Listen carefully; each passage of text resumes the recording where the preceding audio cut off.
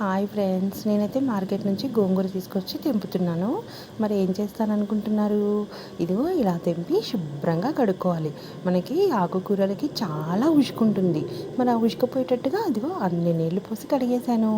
ఇక ఒకరోజు ముందు సాయంత్రం కడిగి పెట్టాను, అది నీళ్లు మొత్తం పోయింది. ఇప్పుడు మనం నిల్వ పచ్చడి చేసుకుందాం. ఇలా ఎండుమిరపకాయల్లోకి ధనియాలు, జీలకర్ర, మెంతులు తీసుకొని ఇక ఇప్పుడు మనము ఎండుమిరపకాయలు వేయించుకుందాము. ఇలా ఆయిల్ వేసేసి ఎండుమిరపకాయలు ఎంచుకొని దీంట్లోకి గుప్పెడన్ని ఎల్లిపాయలు కూడా వేసుకోవాలి. ఈ పచ్చడి మనము అసలు చాలా చాలా బాగుంటుందండి. మనకు నిల్వగా ఉంటుంది. ఒక 15 రోజుల వరకు నిల్వ ఉంటుంది. తడి తగలకపోతే అంతకంటే ఎక్కువ కూడా ఉంటుంది.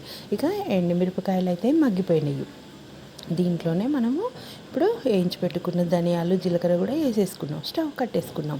ఇక కొద్దిగా చల్లారేదాకా వెయిట్ చేసి వీటిని మిక్సీ జార్లో వేసుకొని ఇక దీంట్లోనే ఆ మెంతులు, జీలకర్ర, ధనియాలు వేసేసుకొని ఉప్పు వేసుకొని రుచికి సరిపడా ఉప్పు వేసుకున్నాము. ఇప్పుడు వీటిని గ్రైండ్ పట్టుకుందాము. మనం కారపొడి పట్టుకున్నట్టుగా ఇలా కారపొడిలాగా పట్టేసుకో. మెదిగిపోయింది.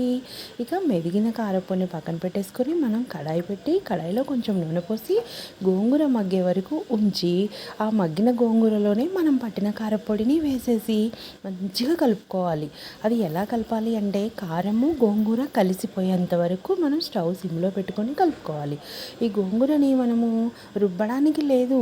మరి ఈ గోంగూర పచ్చడి ఎలా అంటారా అనుకుంటున్నారా? దీన్ని నూనెలో మగ్గించాక ఆ కారం కలిసే వరకు ఉంచేస్తాము. ఇప్పుడు అదే కడాయిలో ఇంకొంచెం నూనె పోసుకొని దీంట్లో 4 ఎండుమిర్చి ముక్కలు, దీంట్లో కొంచెం జీలకర్ర, మరి కొంచెం ఆవాలు వేసేసుకున్నామా? ఇదిగో వేసుకుంటున్నాం. ఇప్పుడు కొంచెం పసుపు కూడా వేసుకోవాలి. కొంచెం తాలింపు గింజలు మగ్గే వరకు ఉంచుకొని పసుపు వేసేసుకున్నాం.